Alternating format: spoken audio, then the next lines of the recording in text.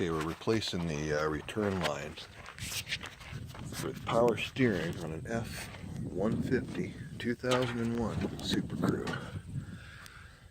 That's the bad boy right in there.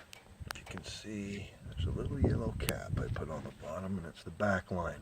It's the return line. The front one is the pressurized line. If we look underneath, you can see right there. I've already put the new one on. It's the one closest to the outside or closest to your frame. Do yourself a favor and get somebody to help you with this, or if you're going to do it by yourself, put it in from the underneath up through. You're going to have to get back up and down a few times to do her. But yeah, that's the way you're going to have to do it.